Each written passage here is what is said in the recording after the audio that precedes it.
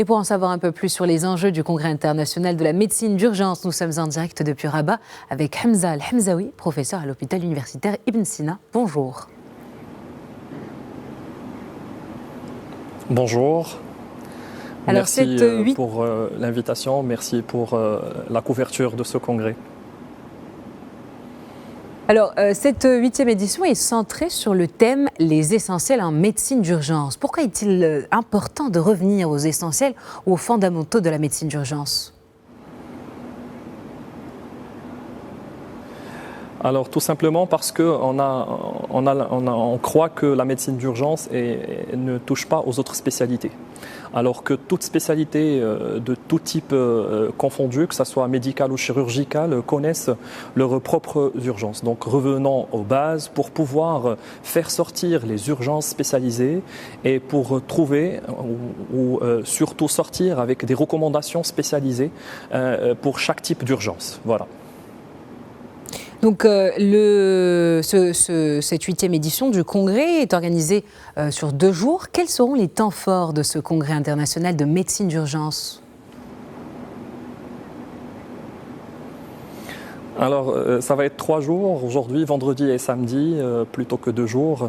Ça va être étalé sur 3 jours en visant 3 points. Cette 8e édition, on va connaître déjà de valoriser les autres spécialités comme ce que je viens de dire. Donc, ça va être un congrès multidisciplinaire qui va toucher un peu toutes les urgences de toutes spécialités confondues. Ça, c'est le premier point. Le deuxième point, c'est un peu la régulation des patients à travers tout le royaume, Inch'Allah, pour pouvoir unifier la prise en charge et l'accueil des patients graves au niveau des urgences. Donc une régulation qui va être chapeautée par les services SAMUS, MUR, mais comment l'organiser, comment fluidifier les circuits à l'intérieur des urgences, ça va être notre deuxième point. Alors le troisième point, c'est la nomenclature et tout ce qui est conduite à tenir et protocole, afin, comme j'ai dit, d'unifier la prise en charge du citoyen marocain au niveau de tout le royaume. Et pour nous pencher à présent sur le déficit de médecins urgentistes au Maroc, le Maroc en connaît vraiment un déficit en la matière. Alors, quelles sont les priorités sur lesquelles doivent se pencher les participants de ce sommet ? Alors déjà, de recharger un peu les médecins en cours de formation afin de se retrouver à l'intérieur de ce milieu qui est quand même connaît et il va connaître un déficit. Pourquoi ? Parce que les urgences, c'est la colonne vertébrale de tout hôpital, que ça soit universitaire ou non universitaire.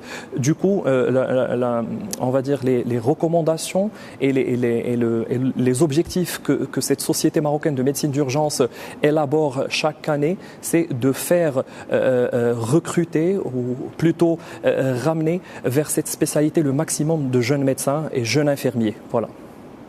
Est-ce qu'on a des chiffres sur le nombre de médecins urgentistes aujourd'hui au Maroc ? Alors, exactement des chiffres, non, mais on a des spécialistes d'urgentologie et de médecine de catastrophe un peu sur tout le royaume, sur toutes les villes, mais on n'en a jamais assez. Donc peut-être former les prochains et futurs médecins doctorants et aussi infirmiers afin de colmater ou vraiment de réduire ce déficit, parce que de toutes les manières, avec ce qu'on vit actuellement, un vieillissement de la population, une augmentation des pathologies chroniques, fait en sorte que cette spécialité devrait connaître beaucoup plus d'intégration que les années d'avant. Voilà. Eh bien, merci Hamza Al-Hamzaoui pour toutes ces précisions. Je rappelle que vous êtes professeur à l'hôpital universitaire Ibn Sina.